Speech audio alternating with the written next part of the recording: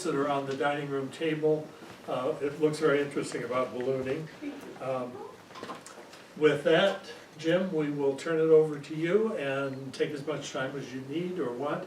Then we'll have questions. Or if somebody has a question, I suppose we could interrupt you during the program to answer. Otherwise, we'll keep our questions till the end, if you can remember that long. Yeah, basically, my name is, thanks Norm, appreciate it. Appreciate you guys having me up here today. We've got this set up, and if you can't see it, like that's vertical, and then I'll also be doing some in the horizontal mode, so it'll be bigger, easier to see perhaps. But if you can't see, you might want to move up front now or whatever. But what I'm doing is, oh, and also my wife Rita is back there in the back, and we've been involved in ballooning since the almost early 70s. I lived in Indianola since '68. Balloons to start in the history of ballooning in Iowa. The geographic location of Iowa and the interstates crossing in Des Moines is what basically brought balloons to the state fairgrounds at first. And they quickly decided after that first year that the state fairgrounds in Des Moines was not a great place for ballooning, and kind of threw out a net to areas, communities around the state fairgrounds. Can anybody help us? And Indianola and Simpson College jumped at the opportunity. A committee of businesses and car dealerships jumped up to volunteer vehicles. Simpson volunteered the housing for the pilots and crew, and it kind of started from that and then grew bigger. The BFA, the Balloon Federation of America, is an organization of balloonists that was formed back in about that time, and various others, IBI or IBA, Indianola Balloons Incorporated. IBI was an organization early in Indianola that was formed to, kind of like your historical society, formed to work with the committees and stuff like that to organize a ballooning event. The Balloon Federation of America, or the BFA, were the main people running the event, and of course they have directors and they have scorers and all these other expenses that the BFA and a balloon event has. So like anything else, things cost money, and other people are needed to bring money to the table. So that kind of cooperation, stuff like that, started in the mid-70s, early 70s. What's flipping your phone? Oh, sorry. There.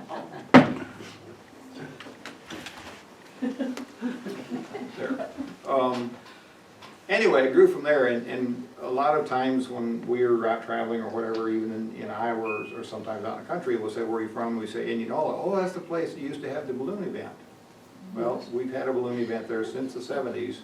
We continue to have a balloon event there since the 70s. What's changed is the Balloon Federation of America only had their event there for the first 18 years. On the 18th year of the balloon event, they took and went to Baton Rouge, Louisiana. They thought, okay, Indianola's had this for such a long time. It's created a community of balloonists in Indianola, but we want to take this now and go and create that ballooning community in other parts of the country. So they looked around and they went to Baton Rouge first, and they were there for 3 or 4 years. And then they've been in different areas throughout this last summer. It was in Nebraska, and I forget the town, but it was out in Nebraska. And they'll have a competition that usually lasts through a week. And flights in the morning are for competition, flights in the evening typically aren't, because the winds aren't quite so favorable for competition. But that's kind of how that thing, when you hear about Indianola used to have a balloon event, it was the national championships that left. Now the national championships is shuttled around to different towns around the country that are favorable to ballooning in the summer. So we still have a great event. It's called the National Balloon Classic. I'm on the board there. We volunteered for that. We used to both be on the board, and it's a great event.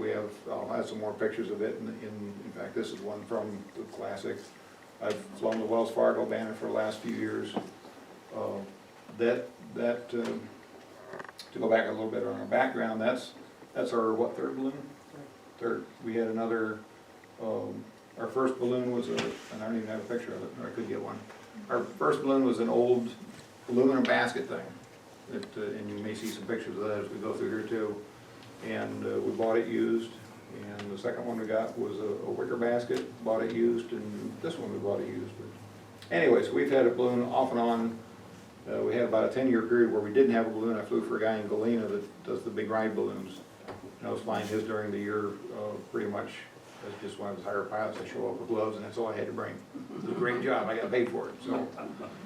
He actually bought that one at a kind of a fire sale some guy in Indiana had, and he was selling, or bankrupted and went, you know, belly up. He bought his stuff, and that was one of the things that he brought back from Indiana for me. He said, dude, I got you a balloon. I'm like, sweet. And that, so that's our background, I guess.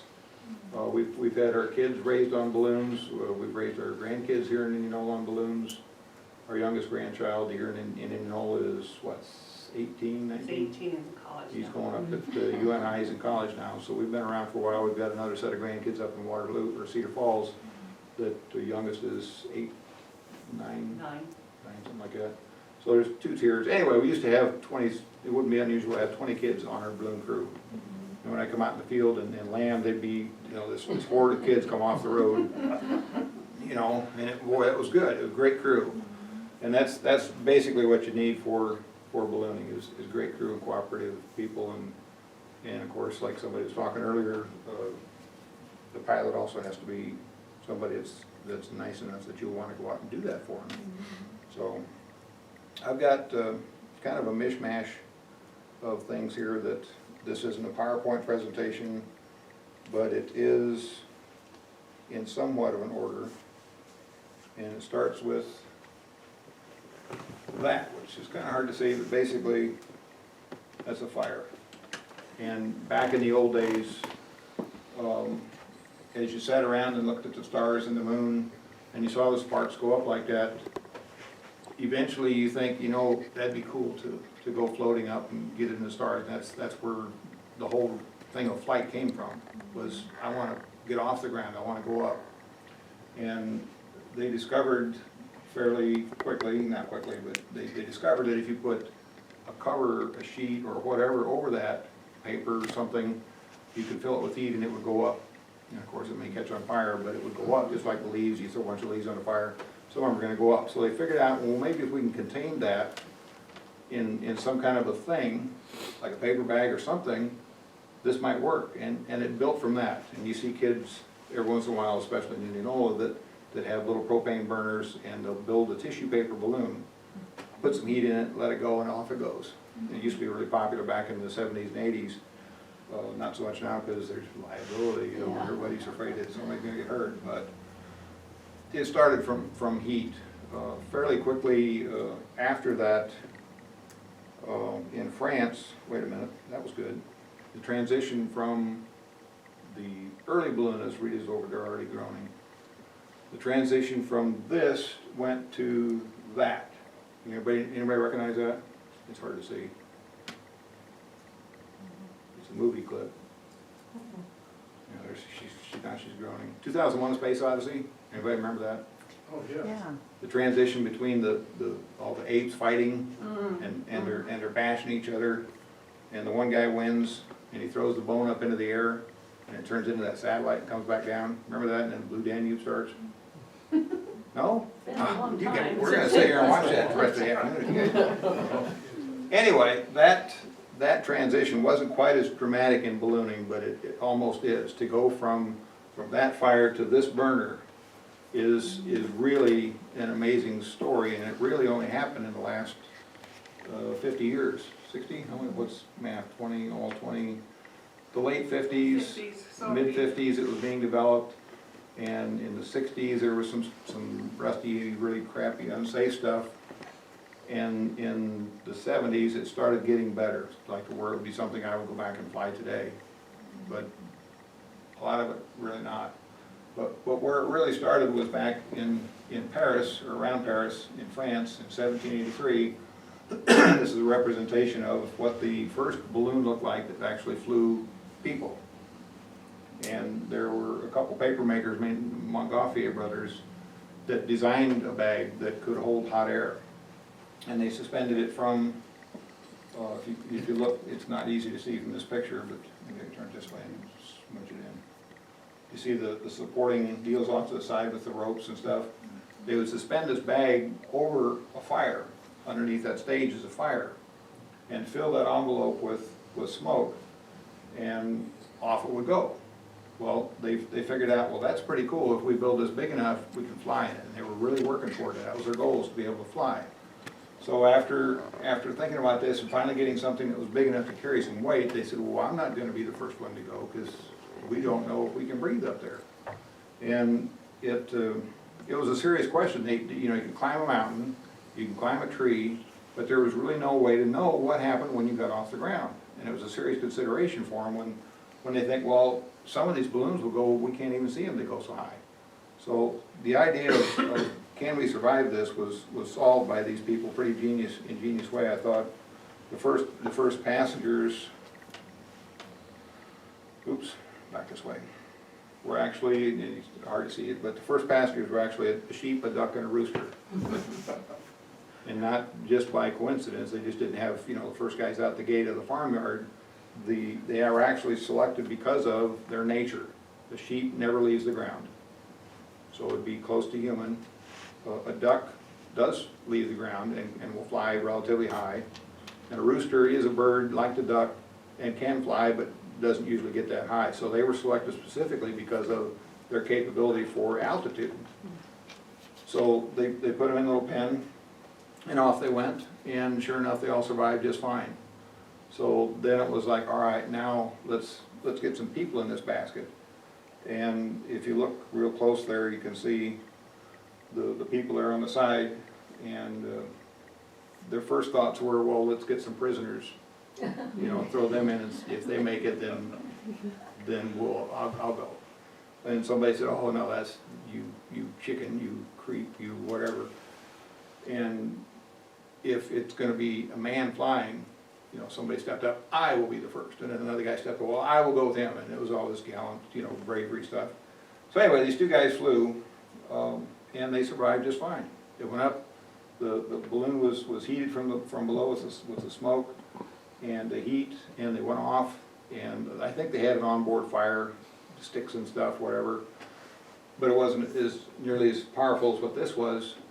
So they eventually came back down and landed rather abruptly, and the thing fell over and the smoke came out, and stories say that the villagers came out and tore up the balloon, and then the next flight they said, well, let's take some champagne to distract them and they won't tear up our balloon. So that's why we drink champagne after we have flights, is to celebrate those early flyers. So in those days, were they trying to, the modern education, were they trying to capture an air current, or were they just going up until and then they just came down? Exactly that. It was pretty much just, let's see if we can survive this. And then they figured out, like with any other tool, they figured out, well, okay, if we can do this next time, we'll do this. Mm-hmm. And that was one of the things that we learned back in the 60s and 70s, is that if you fly midday, you can expect to be in thermals, which are not pleasant to be in, and if you're in a hot air balloon. So, not that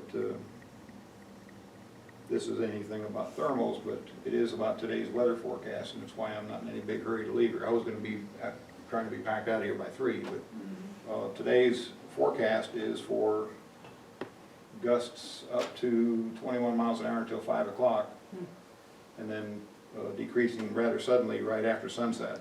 So I did have a flight scheduled for this afternoon, but we're not going to do it because it's not safe to fly. And certainly this time of day when the gusts are down here at this, hard to see it, but anyway, the 24, 25, 21, that's what we're in right now. We're in a 24-mile-an-hour gust, and the National Weather Service is one of our resources for weather, and it's really, really good. If you go to the National Weather Service page and look up tabular forecast down in the thing, we've got the state that's on there, and you click the spot where you want in the state. It'll give you a pinpoint forecast for wherever you are in the state of Iowa, and then scroll down and click tabular forecast. It'll give you an hour-by-hour forecast just like this.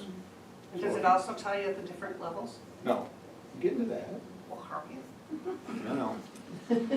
Yeah, good question. If I'm talking too much and you get bored, it's okay to fall off the chair. Just saying that right now, because I can go till 6 if you guys have time, right? You And don't want to get me.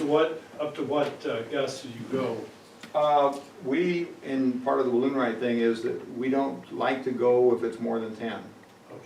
Now, there, especially, and I think in the next one, the next screen is the Winds Aloft, and this is a relatively new website. It's called windy.com or windyty.com, and it gives you a national map, and it's, again, hard to see on the screen, but there's pretty much the state of Iowa. And this shows the winds at 15 or 1700, which would be 5 o'clock. And that little weather picker thing, that little white dot, is basically stationary on the screen, and you can scroll around and put this in Albuquerque, you can put it in Indiana or wherever, and it'll show you the winds forecast for that time at that dot. And the Really, direction, really cool. What? and the direction. Yeah, so you can, by the arrows, is that focus, is that as good as it gets, or, okay. Anyway, the little barbs there, the little dots with the thing look like meteors, that's your wind direction. And the colors also give you the blue, and the darker blue is still winds, and if you ever have any really fast winds, it gets yellow, like up here in Rochester, it gets more yellow, the winds increase there, so if you were to move that thing around. Anyway, the cool thing is that this one not only gives you a surface wind forecast, it gives you upper winds forecast, and this is, that's the 17 knot actually was, if you look up in the upper right hand corner, which you can't quite see, this is at 330 feet off the surface. National How Weather high Service, can you go? National Weather Service doesn't give you that. You can go up to 10, 12,500 feet without oxygen for me. Wow. So, this is that windy site, windy TY site, and it, like I say, the screen moves around, you can see the little weather picker up above there, and as it scrolls around, it tells you what the winds are at that altitude. And if you go over there and select that little thing on the bottom and slide that back and forth, it gives you different altitudes that you can select. So like there's 6,400 feet off the surface. And go back and look at that, so now let's put it over Iowa again. So over Des Moines at 6,400 feet, the winds are out of the southwest at 9 knots. So it's not bad up there. So that's important, like the gas balloons. Did anybody know the gas balloons flew over Iowa last couple days ago? Didn't have it on the news, did they? Rascals. From Albuquerque, they launched 9 gas balloons, wasn't it Monday night? Monday night. Really cool, gas balloons, and they flew from Albuquerque to, one of them went almost to Lake Ontario. Huron. What's Huron? Huron. Like within 20, 30 miles of Lake Huron, landed in a Grizzly State Park or National Park or something like that. And 3 of them ended up in Canada. Yeah, 3 of them went to Canada, one landed in Kansas, I think it was, or Nebraska, and the other ones were mostly up in like Fargo and northern Minnesota and up over into Canada. Oh, There were Fargo 9 with the snow? Yeah, nine different teams, and they landed Thursday through Friday. But yeah, you wouldn't know about it, because, you know, What was their purpose in doing that? it was the national competition down in Albuquerque. They have an annual gas competition. And Distance? it's for distance. Wow.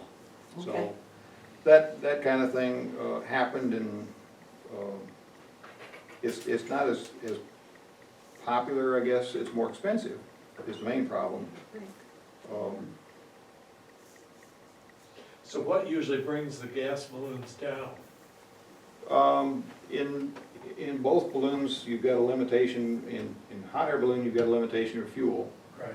And you have to replenish the heat in the envelope to maintain a certain temperature difference between the inside and outside to make the balloon Okay. expanded lighter than air.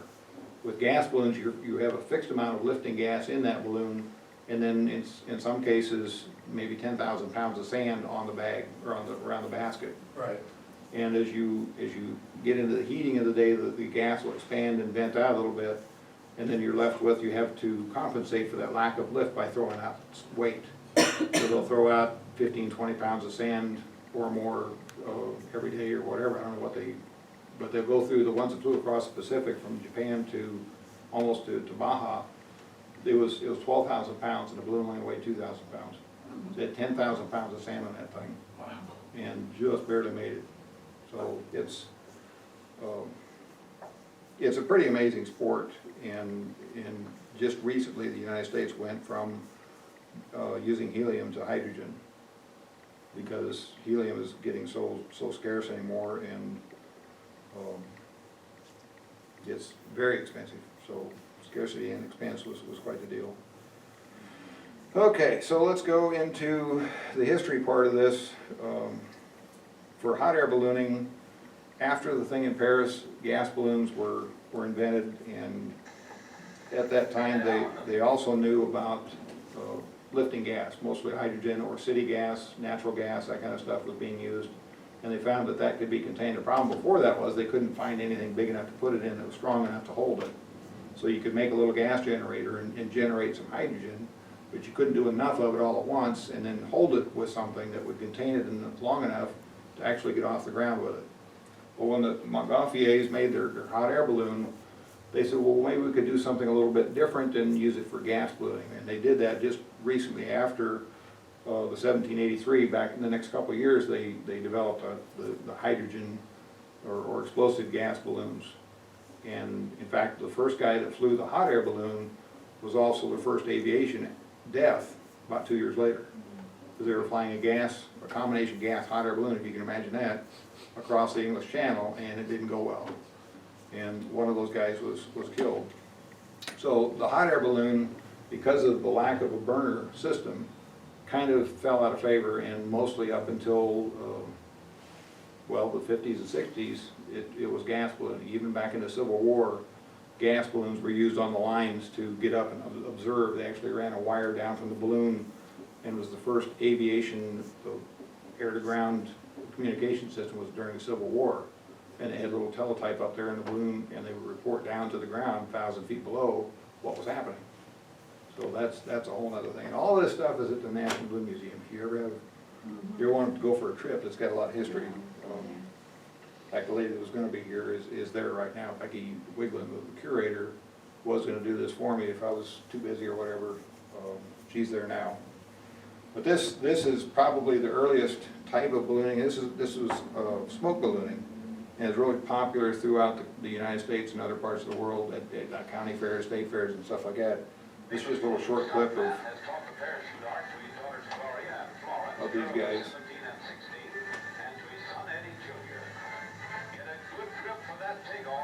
Because fire is inflating the 85-foot hot So air. look how big that thing is.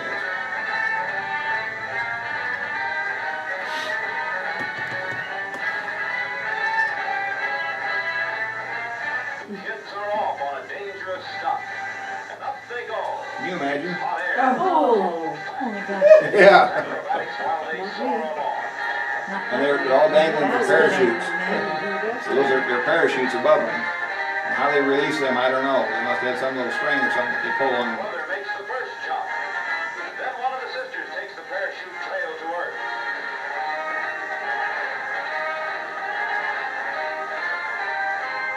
The other sister. The balloon cooled off and collapsing. Safe on the ground, the brother and two sister parachute act. So, that obviously is not something you see today. And actually, the guy that was in that, Eddie Allen, was the dad in that picture, right? Wasn't that Yes. Allen? Yeah. Said that, right? Yeah. He was in Indianola and did that a few times, or maybe, what, couple At years? least twice. Couple years. But in 1980, we were on the field, and he went up, and his parachute didn't open well, and he came down and smacked the ground, broke his hip, and that was his last jump from a smoke balloon. But it was that same, in fact, we've got a smoke balloon and a display of the Allen family in the Balloon Museum, and there's a big cotton bag of balloon there that you're welcome to touch and stuff, and it's all sooty on the inside, and because that's what they did with their. And yes, the Historical Society, we take trips in the spring and in the fall, and several years ago, we did swing by and stop at the museum, and it was very, very interesting. There's so much to see. Yeah, a lot of the stuff that I'm gonna mention is on display there. One of them being this. This is kind of the same cutting edge kind of stuff that was this was back in the mid-60s. And My name is Sarah it was Connor. I hunt Terminators. He's the most lethal Terminator ever. And they were Ed Yost and Don Picard developed this. That's their basket. There's two gallons or two 20-gallon tanks. Their helmets and that board is what they'd use up in the fields of Minnesota, because that's where they were from, was up in the North Country, where they had, you know, every fall or winter they go out and they, after the fields were bare or in the springtime before they plowed them again, they'd pull up the rocks that had come to the surface, and they'd have a horse pulling this thing, and it would be, you throw them on the sled, and it was, you go out and collect rocks, and that was a rock sled. And that's what they used for their foundation, thinking, okay, that's plenty strong, it's already here, let's just drill some holes in it. So they put 4 holes, put corner bolts in it, and suspension ropes up from that, 2 tanks, 1 burner, and their envelope is over there on the side. And this is a short video of that, but that was actually the first hot air balloon to fly across the English Channel. And those 2 guys did it. Don Picard still lives up in Minnesota, he's a heck of a nice guy. He and his wife Willie were both balloonists, and he and Ed Yost, who's credited as the developer of the hot air balloon, flew that thing across the English Channel, landed over in France. And the interesting thing to me anyway about it was that they have a release system. It's hard to see, but I don't think I can zoom in on a video. Anyway, at the right hand side of that white, the platform part, and on the other side that you can't see is a release. And it would release those 2 ropes there, or those 2 ropes there, and depending on which way the balloon was facing, they would release the one that was downwind, and as they landed like that, it would drag on this one, but release that one, so this wouldn't tip over as they landed. So the basket would just bumpity bump along the ground, instead of being turned upward like that, and you know, that would be trying to drag a piece of plywood or something vertical. It wouldn't work so well, so they release the one on the backside, and make a nice bumpity landing, and everything's fine, and that's what they designed for this flight. And this was my first balloon had 2 tanks just like that, those almost identical tanks. Oh well, there's no sound of this thing. I don't know what it is, but anyway, Don Picard and Ed Yost flew this thing. We'll skip on across here, but successfully flew the English Channel, and there it is, inflated. So nothing fancy, very basic. This was see the top release? Everybody can see that? Mm-hmm. Watch that again.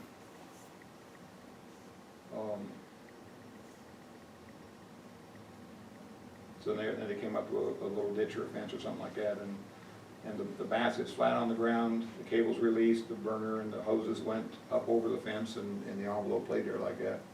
So the cool thing about that was that their top was tied. One of the problems is, okay, you got enough heat to get in there, and then now how do you get the heat out? In a gas balloon, there's a small, maybe about this big a round vent at the top of the gas balloon that you pull open, and it's like, there was at the Balloon Museum, if you saw it in the gas balloon basket, it's a hinge thing and it's round, and you pull those ropes from the corners, and it hinges down like that, and lets the gas out, and then it springs back up and closes. So if you pull that rope, it'll let the gas out the top. They didn't have such a mechanism for hot air balloons. So on that one, what they did was they tied a rope around the top, gathered it all together, tied a rope around the top, and it had an explosive bolt. I don't know if you guys ever worked with an explosive bolt that would shear off a rope. Anybody? Well, that's what they used, and it had to have electrical charge to fire that thing. And one of the concerns was that would open during flight with some radio or who knows what would spark that bolt and boom, and open that thing. In fact, I was up in Don Picard's estate sale last year, and he had one down in his basement, and we were down there sorting through all the stuff, trying to buy stuff, you know. Somebody got one of those and it went off. Bam! Like a gunshot. It was like, what the hell? Don went there, but one of the guys said, well, I don't know what it was. I go, I know what it was. They found one of those squibs, and it popped. Well, anyway.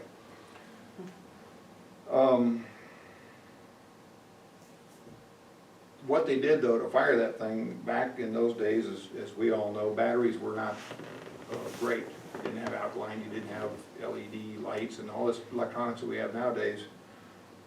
Pretty primitive stuff. what they determined was that the bicycle generator, Don Picard had this idea, he said, I thought of it like 3 in the morning. And he says, I couldn't wait to get to the bike store and get a bicycle generator. Because you guys all know about it. You guys have all flown, or not flown, rode on a bike with a generator, right? Right. Very dependable, you click that thing against the tire, it's vroom, vroom, vroom, vroom, vroom, and it lights up your light. Nothing goes wrong. Well, that's what they use for that, to fire that squib. And in the Balloon Museum, if you go back there and you look real close, up on the uprights of the channel champ, they've got that thing bolted to there. And instead of it just having the thing that rub around a tire, he put a groove all the way around that wheel, put a string in it with a ring on it, and then locks it in place with a little key, so that you have to pull the key out and then you pull the string. When you pull the string, it fires an electrical charge up to that bolt, and that's what opened that balloon up. Pretty smart thinking. So the guys, you know, for the basics, that was kind of how things started. Obviously, it's not what we fly with today. And this kind of works up into kind of a transitional area. Rendition of the Star-Spangled Banner nearly turned This into... is a football game, I don't even know where it is, Super Bowl IV, Vikings, anybody's football fans. This was a balloon made by George Stokes, who lived out in California. And it was an underpowered, it was the burner's state-of-the-art for the day back in the 60s. Excuse me. And he had what he had. He had a relatively inefficient burner, well, not inefficient, small BTU burner, and wind and a stadium. And this is what happened. And I'm going to skip A funeral dirge from ahead just a little bit. With that, he falls right over it. the ground. It was a little windy that day, and the floats and the hot air balloons started going over toward the stands. The balloon holding a Viking mascot caroled out of control, resembling a sinking Nordic ship with no life preserver.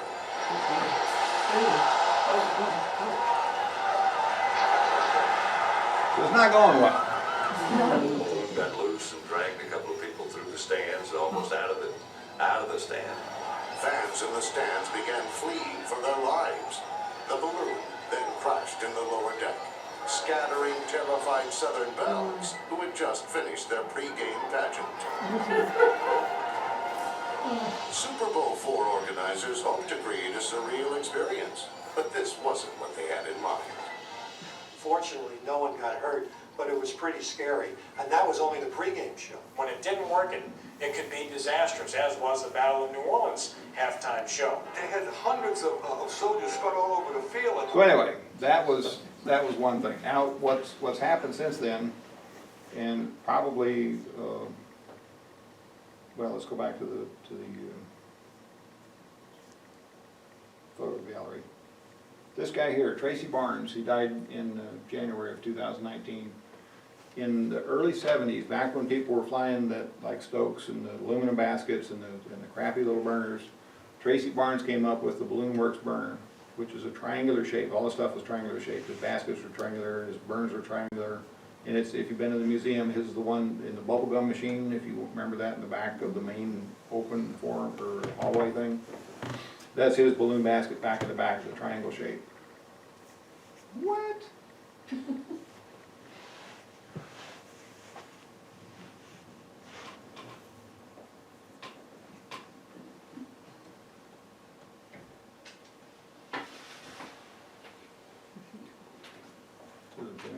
Anyway, he developed the Balloon Works basket, and this is just a picture of some friends of ours.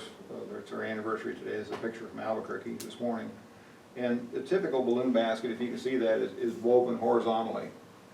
And that's back when they first started building them in the Civil War, on up to today. That's the state-of-the-art basket right there, and that's looking up from the bottom up inside the burner. You can see up past the burners to the envelope. And that's Denny Anderson and his wife from up in Ames, and they were in Albuquerque this morning and took this picture. But that gives you an idea of the construction of a basket. It really hasn't changed that much. The materials are getting a little better. They've got a little bit thicker leather and a little better padding on the uprights, and there's cable on the uprights that you can't see in that. But that was kind of the state-of-the-art back then, and it's still used. Those same materials are used today. The difference is that burner right there. That burner is, if any of you know about BTUs, The one in the stadium that had the issues was like a 1 million BTU burner. Pretty good, you know, better than a furnace is like 40 or 50,000 BTUs. So Stokes had a 1 million or maybe 2 million BTU burner in his basket. That one there and this one here, each of these are 18 million BTUs. Oh my word. So there's a lot more power here than what they had back in the days, back in the 60s. And that is what gives us the ability to be safer today than what they were back then. If we'd had that much power to get him out of that stadium, he would have never had those issues. But he was underinflated and underheated, and that's why he just went sideways and crashed into the crowd. If he'd had more BTUs, he'd had a better chance of getting out of there. So that's the biggest thing. That's the biggest development that that made our sport safer. And Tracy Barnes put together a burner that's, even though it's a single burner, it's less weight than one of these by a long shot. It's the most, in my opinion, the most BTU per pound ever built. And that was built back in the early 70s. And a Balloon Works balloon. And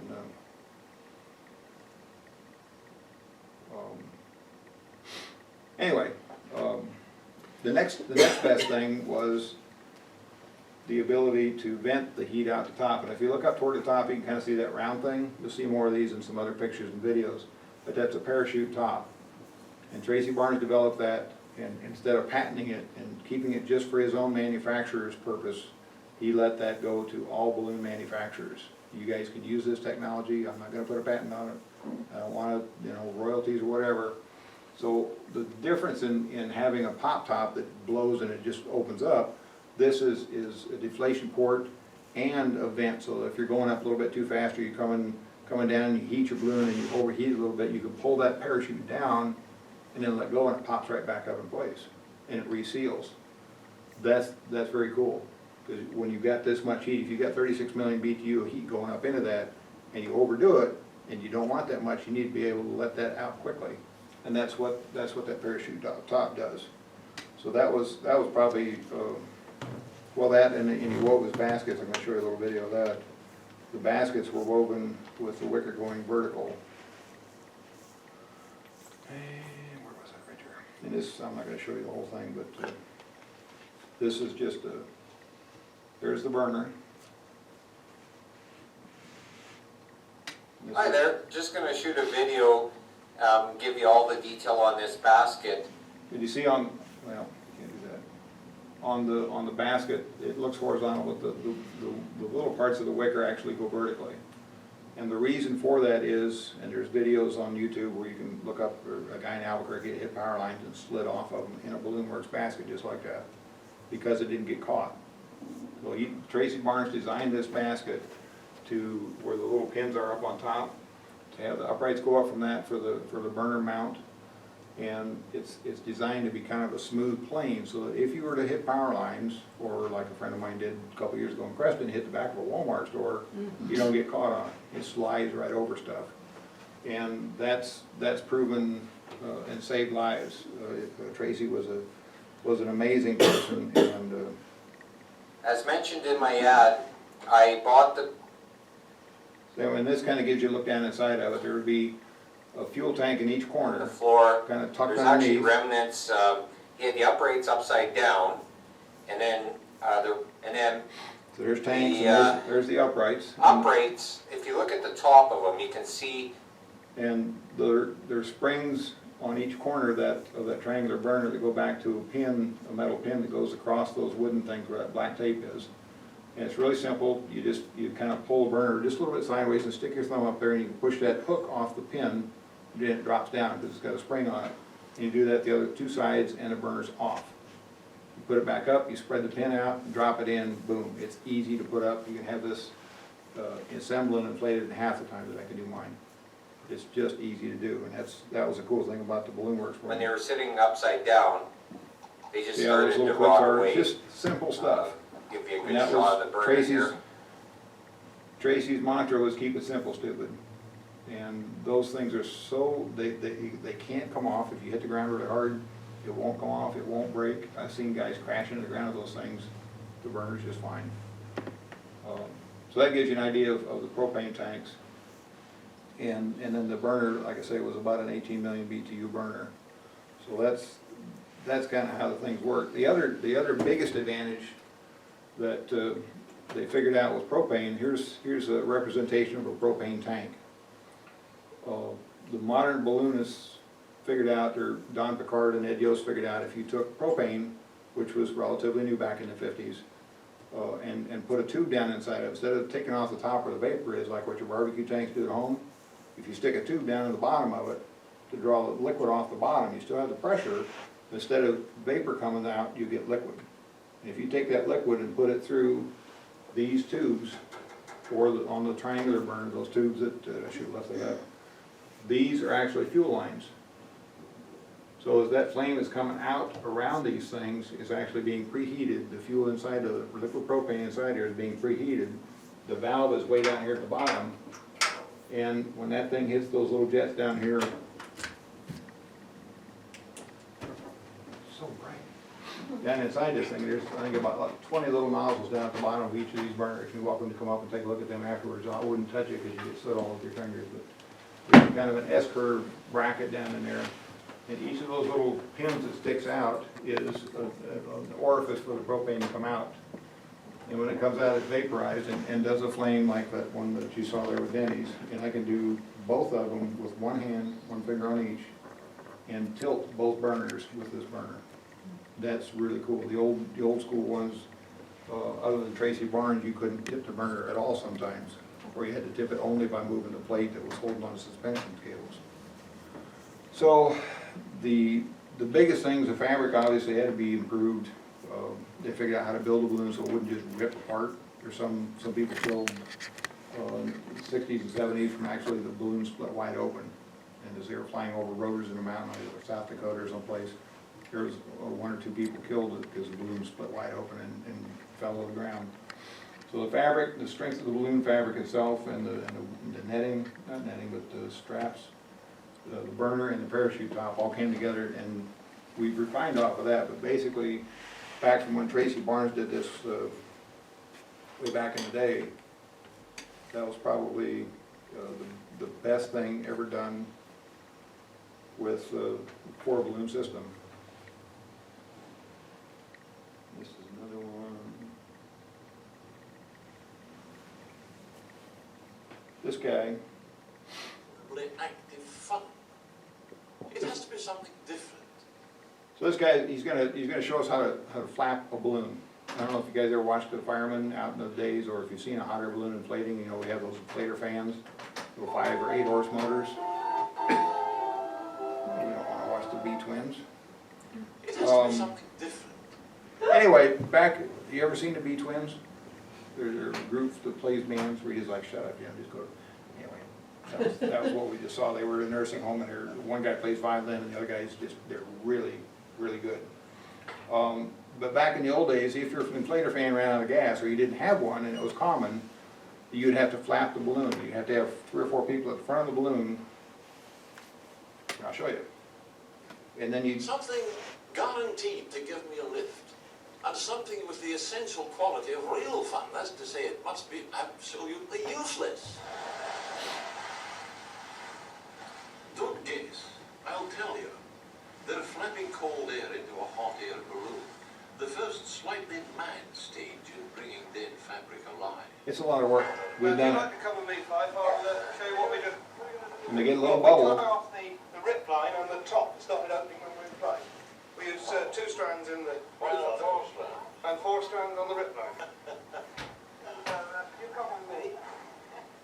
Maybe balloonists have to be different, but must they be so casually mad? Have you ever had it come over this place? Only that time I went into the trees. It just opened about a foot. I was lucky enough to grab it. It closed up again. How fast does it come down if you're ripping weight off it? So You get up to 800 feet a minute, actually. he's fastening together. He didn't have to mention it. Straight down. They'd need to dig you out. But damn it, girls. He has a Picard balloon, and Picard balloons have a kind of a pie-shaped deal at the top of them. When you pull that top thing right at the top that he was securing with a little thread or something like that, when you pull that open, then it opens up like like it's like cantaloupe or something like that. A little pie-shaped thing at the top that'll let the heat out. it wouldn't go back up, so it was over. When you pulled that thing, it was over. So you wanna make sure it didn't fall open while you were in flight, so he was up there fixing that thing and making sure it was good and tight. Kids do it. More and more people are doing it. Hi, this is Philip Domington. He is just starting a balloon school. Oh, it must be. Yeah, the first one. Any people there?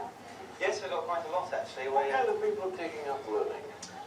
Well, a very broad variety of people really. Yeah, we've got down at the river. It's so beautiful. Yeah, we missed it. Anyway, finally, once you get enough air into it, In here, which I'm at the moment going to set at just under 300 feet, because I know that where we are is about 285. No wonder 1,800 pounds worth of balloon lasts only 18 months. If it's hot for me, what about incinerator? eventually, if you get a big enough bubble of air inside there, you can throw the heat in there. See how slack it is? Bigger and bigger. I wish As that fabric comes together, you guys know what happens when fabric and fire intersect. It's not good. So a lot of these old balloons have holes in the bottoms of them where they were burnt on inflation because they weren't able to get them packed tight enough. So the inflator fan is probably the next biggest thing that that was good for ballooning. And I keep coming up with an eco playback thing and it keeps dimming my screen. Here you can tell. This is what we do nowadays, and this is pretty standard. Whether it be a big ride balloon, this is the size of balloon that I flew over in Galena and here during the Classic. This is a company down in Orlando that took a nice video of how to fill the hot air balloons. The ride balloon company in Galena uses 2 on one side and 1 on the other side of inflator fans. And it takes about 10 minutes to fully inflate the balloon with cold air.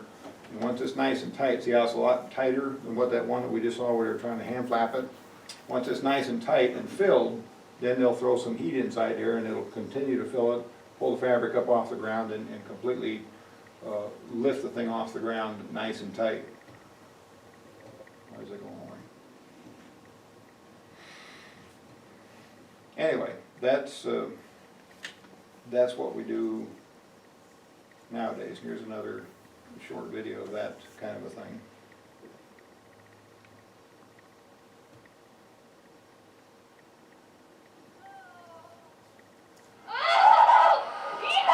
She's really excited. Nobody's getting burned. She's really excited. Oh, wake them up. You see how that works? I mean, you see how big that flame is? That's what this does. And, yep. So that was the best thing, and it was kind of like, okay, that's an exciting video. That's gonna wake up somebody.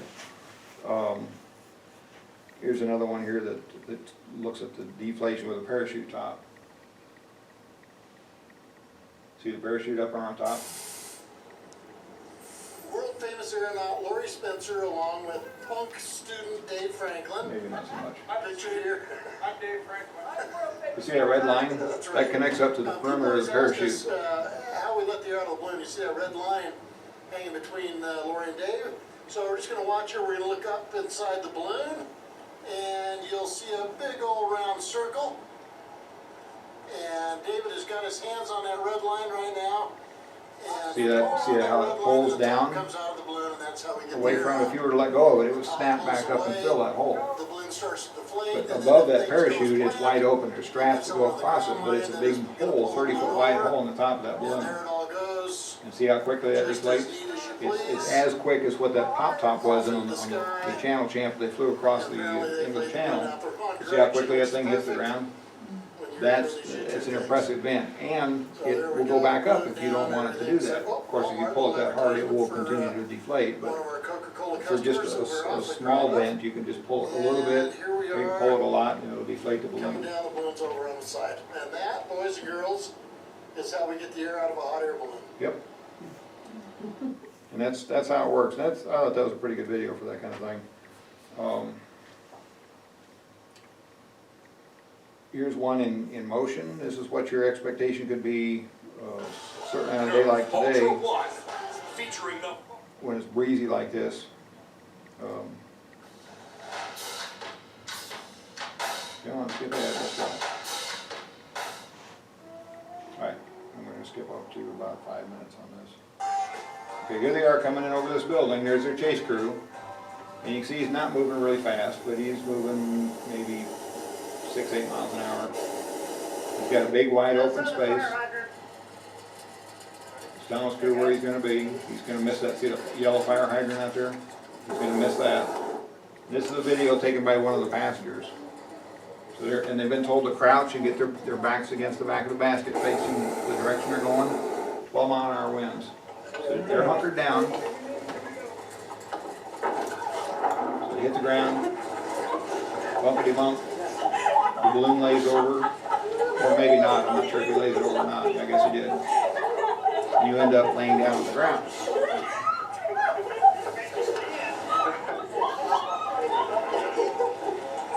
lots of giggles, lots of laughing, people stacked on top of each other sometimes. But that's how, in a windy situation, how hot air balloon lands. So, and of course, the red line there is being pulled to pull the parachute top out of the top. The air comes out and it lays down on the ground. That's how the things work, and that kind of safety is what makes me confident that even in a windy afternoon like today, could fly but shouldn't. And the safety of the passengers then is the next step. You know, I don't want to be unsafe for myself, and I sure don't want to put somebody else in that position where they're, you know, we're going to have injuries on landing. So, we get any questions yet? How long have I gone here? 45 minutes. What's the cost of a balloon run? You can give us the high and the low.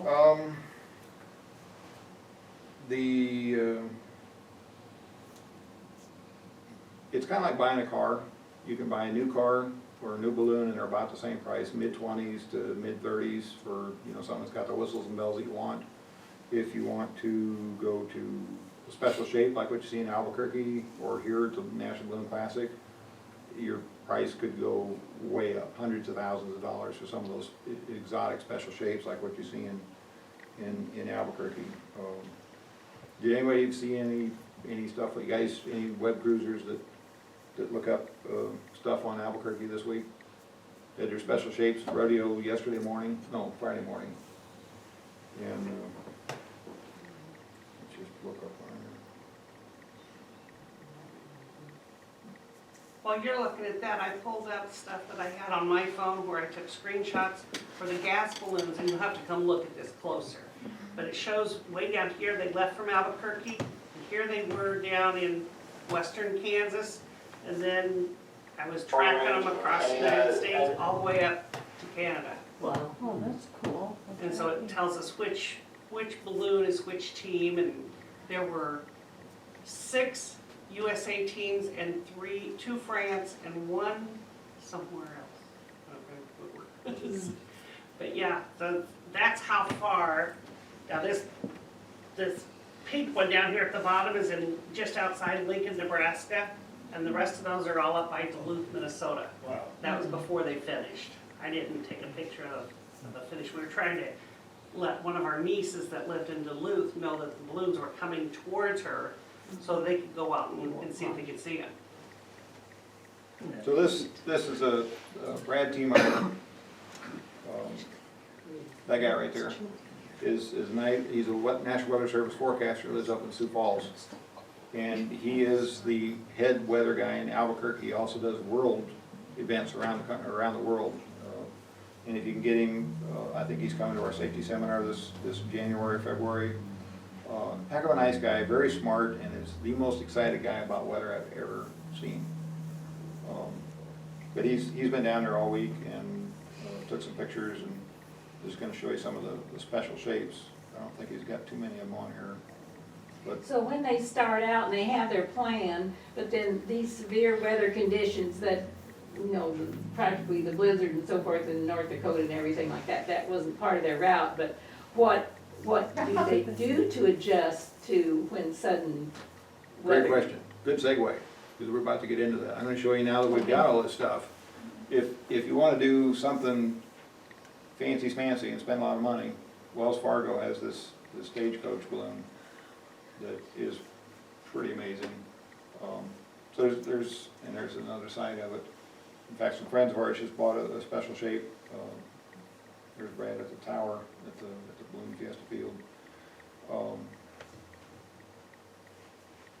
anyway, you can spend as much money as you want, or if you bought like the one I've got, I paid $5,000 for that from that sale the guy had where he basically went bankrupt. And my buddy bought it and he said, $5,000 insured, and I'm like, I'm there. So, we've flown it for what, 10 years now? And, I'm gonna show you this. This is what happens when we all get our toys together and we all go out to play. And this is the tasks 1 and 2 at the National Balloon Classic. And this is a guy named Patrick Lloyd, who lives over in Nebraska. And if you look, he's got a Balloon Works balloon with a 3-corner basket and 3-corner burner and the carabiners that hooks up to it. And you'll see the carabiners, instead of being steel, are Kevlar ropes. And then the parachute top and the burner, you'll see all that stuff during the inflation. But the reason I'm showing you this and what I want you to look for is you talk about how do you get to where you want to go. In Iowa especially, one of the reasons that we have a really good place for competition for balloons is in the mornings we have what I think it's the Coriolis effect or something like that. Anyway, the rotation of the Earth and the rotation of the winds around the Earth and all that stuff works together at night to give us a left turn on the surface independent of the winds up above. So usually the winds up above are going to be out of the west, maybe, and then there'll be a left turn as you go down, maybe 10, 15 degrees, maybe 90 degrees, maybe 100 degrees.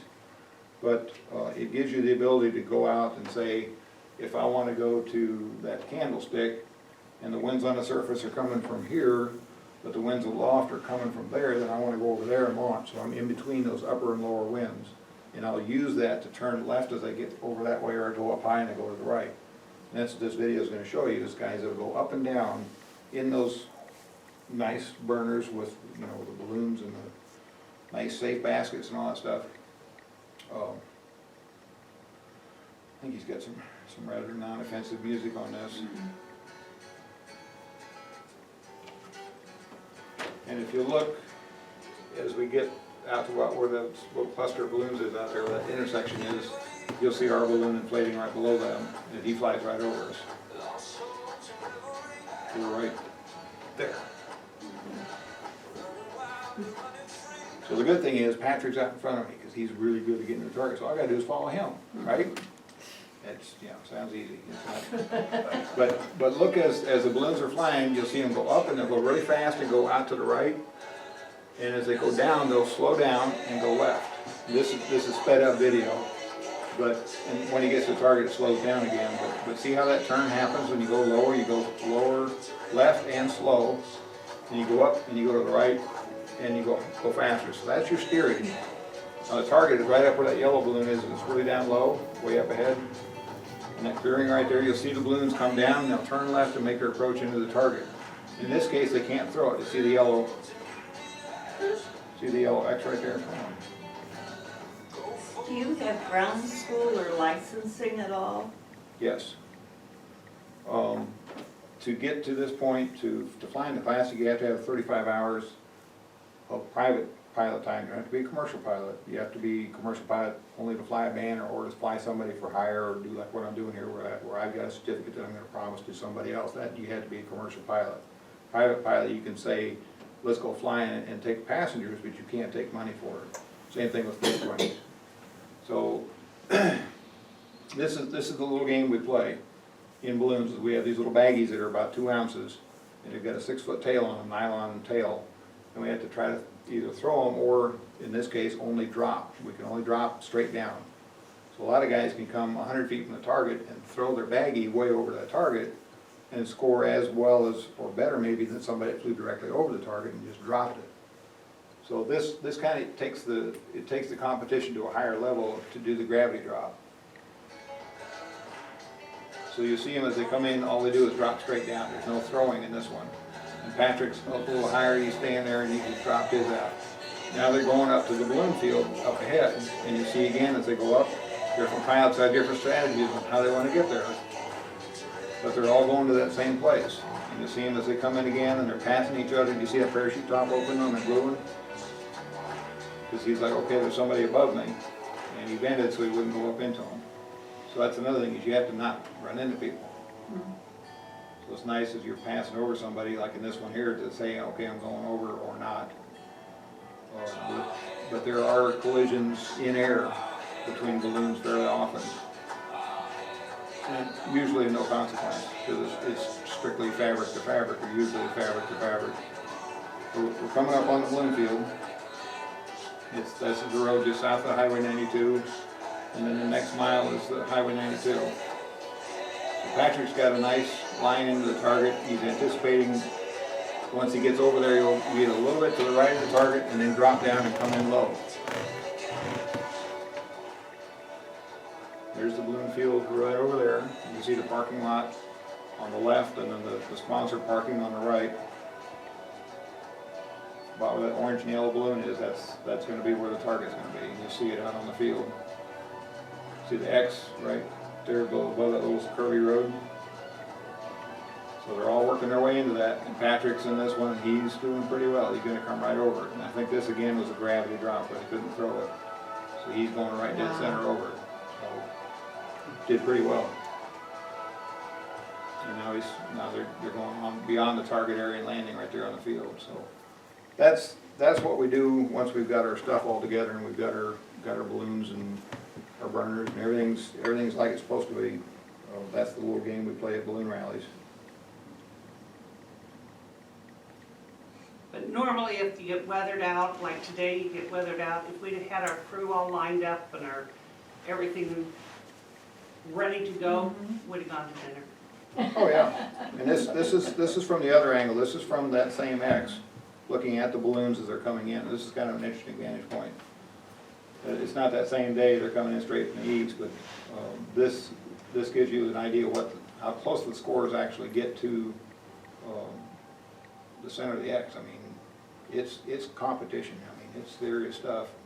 And sometimes if the winds are right, you'll have a pile of baggage right on the center. And once you start out, there's no turning back to go the other direction. Usually not. It's kind of like golf. You got one swing, and if you screw it up, there's another target. That was Patrick. He just went by in the red, white, and blue one. So your name or number We have a number that's on the baggie. on Yep. the baggie to identify whose this. Yep, and then the scores are out there, the volunteer scores, and are there, and they've got to measure them all and mark them down who got what. That's kind of a different, you don't get to see that when you're sitting in the chairs up on the hill, No. right, right that close, but kind of gives you an idea of all the work that goes into, once you go out and play, somebody's got to clean up your mess and figure out who's first and all that kind of stuff. Our overall prize money for the National Balloon Classic is $5,000. First place is $5,000. And first is Second place, I think, is $3,000. So there's some serious money involved in it. And we have about 100 balloons this year. I think this next year we're going to have a little bit more than 100 balloons. I think we're going to have about 120 from the sound of it. And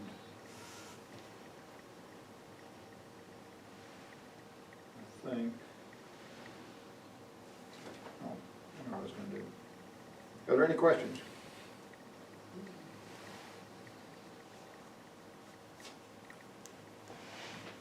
Go back to that. And they had their first balloon race in Iowa when they had what was then the Nationals, and it was in Des Moines. Why was Des Moines not a good place for balloons? Just the congestion. If they flew, the winds aren't often from the east, but a lot of times they're from the southeast, and if you're at the fairgrounds and you're going to the northwest, you got 10 miles or so of congestion before you're going to get to places that are suitable for coming in to do a target like that. So it, You need open fields. yes.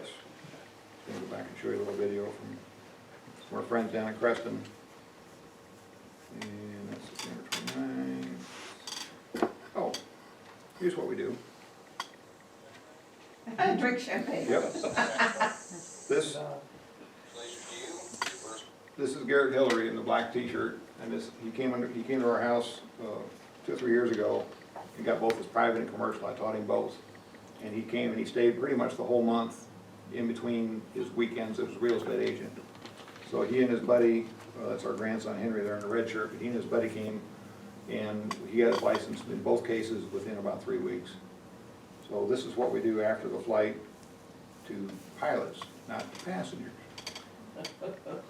I apologize, the reason that it's so cold is that the back door was ajar. Uh-oh. So, in case you Well, I wondered thought it why. felt good, but probably getting a little cold, isn't it?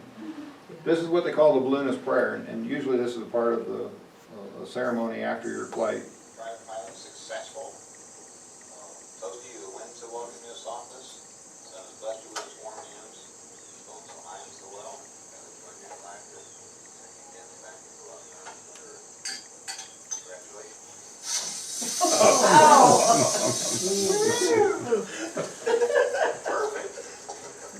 I think you enjoyed that. Give it a champagne. So don't expect that when you go, if we go for a flight with me, we don't do that. Here's the bathroom, here's the We door.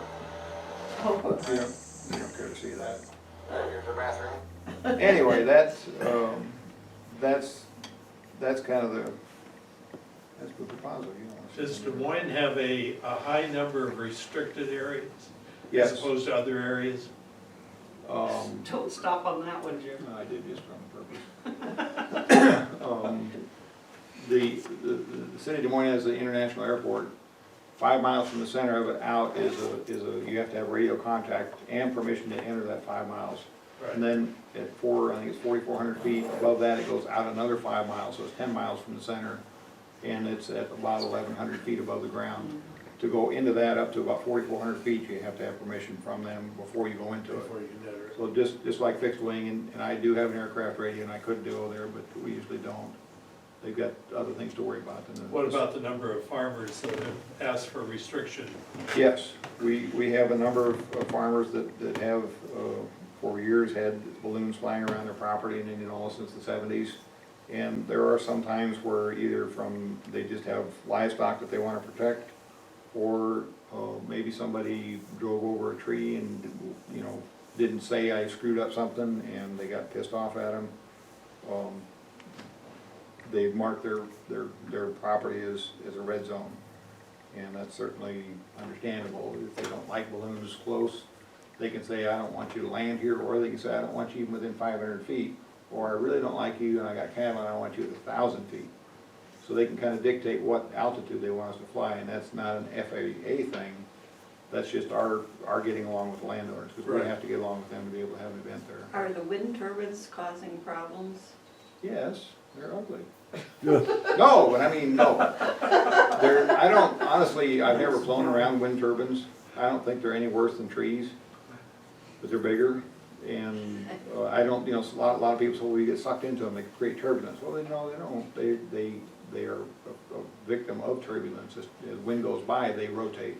I don't think they cause anything like a fan blowing, or even like if you fly over a steep cliff or something like that, there'll be a turbulence at the other side of that, just like in a waterfall. It'll pull a balloon down with that wind as it goes over a hill. I don't think we have any of those factors with wind turbines. They just look uncomfortable. I don't like them.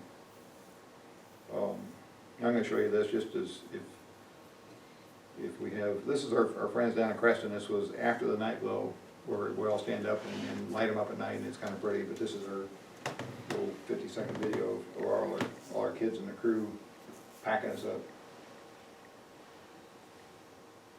Oh, that's going to be really good. Oh, wait.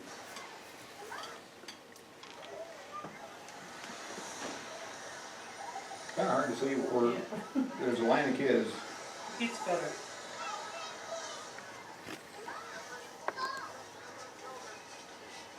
Can you put it up on your shoulder? Good job, good job. Oh, wow. 15 kids in line. This is at the Crescent Airport, so it's on a concrete, the runway, Okay. and there's no lights because it's an airport, so it's completely dark.